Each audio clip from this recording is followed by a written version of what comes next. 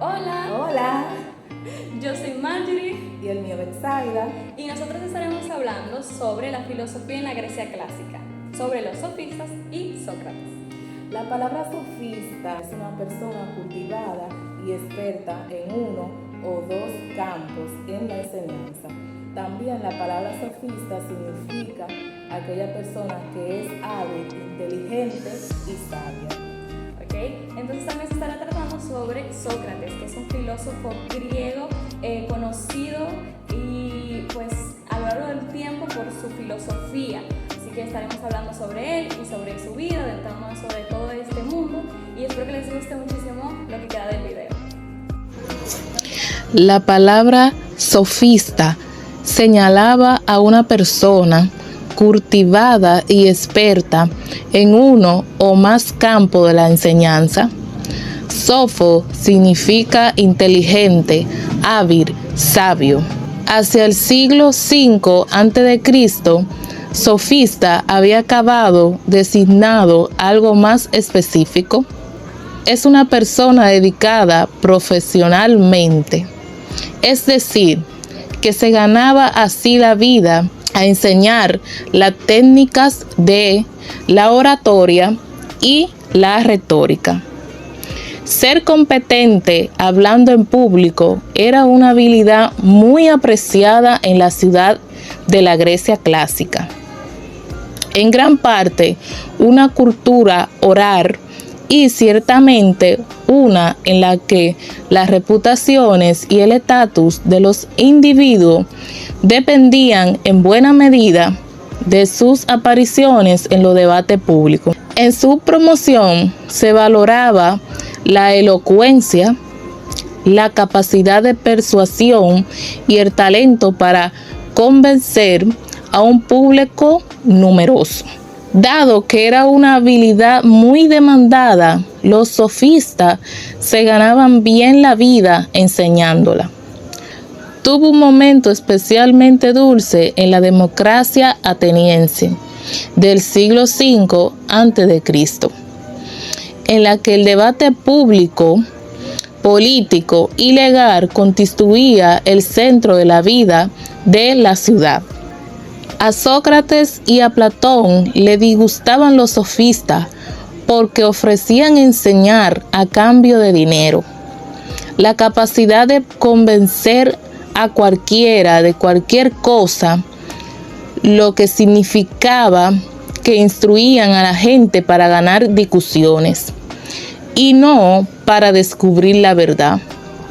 Aunque se habla de ellos en conjunto, los sofistas no constituían una escuela y no compartían una idea o doctrina común. Eran maestros individuales, profesores ambulantes, incluso actores, en sus representaciones de retórica.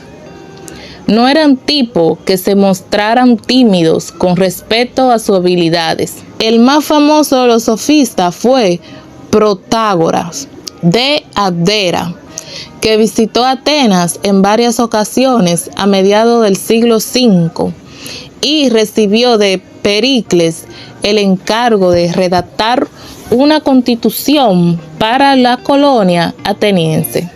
Todo lo que conocemos de Protágoras de Abdera no ha llegado a través de los escritos de Platón, aunque Platón estaba disgustado de los sofistas, tomó a Protágoras muy en serio y se esforzó para dar respuesta a sus argumentos. Protágoras era agnóstico en materia de religión, respecto de los dioses. Decía: no puedo estar seguro si existen o no, ni de qué aspecto tienen, pues son muchos los obstáculos que se imponen en nuestros conocimientos de ello, como la oscuridad del asunto y la brevedad de la vida humana.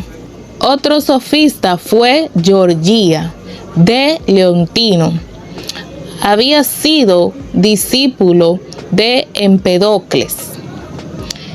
Era ante todo un maestro de retórica cuyos ensayos sobre la elegancia del estilo tuvieron gran influencia en la historia de la oratoria griega.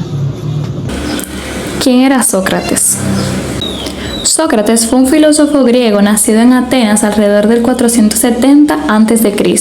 y es una figura fundamental en la historia de la filosofía occidental, uno de los filósofos más famosos, lo cual es curioso porque este mismo no dejó ningún escrito o documento propio que corrobore cómo era su filosofía o cómo pensaba. Todo lo que se conoce es por allegados o discípulos de él.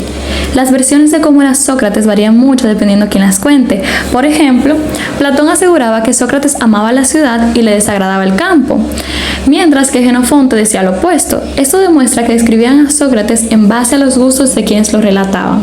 ¿Cómo era su enseñanza? Sócrates no enseñaba directamente, sino que utilizaba un método llamado mayéutica, que consistía en hacer preguntas para guiar a sus estudiantes hacia el descubrimiento de la verdad por sí mismos. A menudo pretendía ignorancia y adoptaba una actitud de humilde intelectual al hacer preguntas aparentemente simples. Revelaba las contradicciones en el pensamiento de los demás.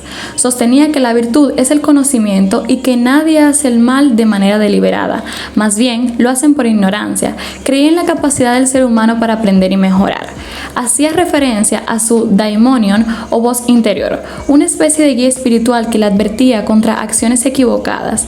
Este concepto ha sido interpretado de diversas maneras a lo largo de la historia. Sócrates estaba interesado en la búsqueda del conocimiento del bien y la justicia. A menudo exploraba conceptos éticos y morales a través de diálogos con sus interlocutores. Creencias de Sócrates. En sus creencias, Sócrates sostenía la idea de la unidad de las virtudes, argumentando que quien posee una virtud posee todas. Sin embargo, esta teoría parece contradecirse con la experiencia cotidiana, ya que personas injustas pueden ser valerosas y personas justas pueden ser tímidas. Incluso la idea de que la imprudencia no puede coexistir en la moderación plantea desafíos, ya que la sabiduría y la templanza no son conceptos universales y pueden manifestarse de manera selectiva en diferentes aspectos de la vida de una persona. Independientemente de estar de acuerdo o no con todas las afirmaciones de Sócrates, es innegable que representa un destacado ejemplo de un filósofo comprometido y dedicado a explorar, comprender y descubrir la mejor forma de vivir. Su enfoque reflexivo y desafiante, su búsqueda constante de claridad y verdad a través del pensamiento, el debate y la reflexión, lo convierte en un modelo a seguir para aquellos que buscan comprender más profundamente la naturaleza de la existencia y el significado de la vida. Sócrates relataba que, en su juventud, asistió a conferencias de filósofos sobre la naturaleza de la realidad y del cosmos. Pero, a pesar de ello, como el poeta de la Rubaiyat de Omar Khayyam, sintió que regresaba al punto de partida sin obtener sabiduría significativa. Las teorías filosóficas parecían girar en círculos sin ofrecer respuestas concretas y, lo que es peor, ignoraban la pregunta que él consideraba realmente importante, la cuestión de cómo vivir. Sócrates se enfocaba en el concepto de arete, traducido como virtud o excelencia, y lo interpretaba como excelencia moral. Identificaba las virtudes principales como el valor, la justicia, la templanza y la sabiduría, considerando que la virtud misma era el conocimiento. Para Sócrates, la clave era que, si alguien conocía la manera correcta de actuar o ser correcto, no podía hacer lo contrario. Sostenía que el vicio era producto de la ignorancia y que esta ignorancia permitía la presencia del vicio. En consecuencia, afirmaba que una vida virtuosa era aquella examinada y elegida, una vida considerada. Sócrates expresaba la idea de que una vida no considerada no merece la pena ser vivida. En resumen, vivir una vida considerada implicaba poseer el conocimiento de lo que está bien y lo que está mal. Argumentaba que nunca se somete el mal a sabiendas o deliberadamente, ya que hacer algo malo resulta perjudicial para uno mismo y nadie hacería daño a sí mismo intencionadamente si tuviera la opción. Juicio y muerte. Sócrates fue condenado a muerte en Atenas por corromper a la juventud y negar a los dioses tradicionales de la ciudad. Optó por beber veneno, la cicuta, en lugar de renunciar a sus principios filosóficos. Aunque no dejó un cuerpo extenso de obras escritas, el legado de Sócrates perdura a través de los diálogos de sus discípulos, especialmente Platón, y su método de indagación filosófica sigue siendo influyente en la filosofía contemporánea. Conclusión.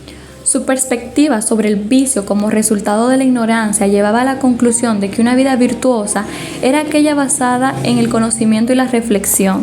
Defendía que una vida considerada, es decir, una vida examinada y conscientemente elegida, era esencial.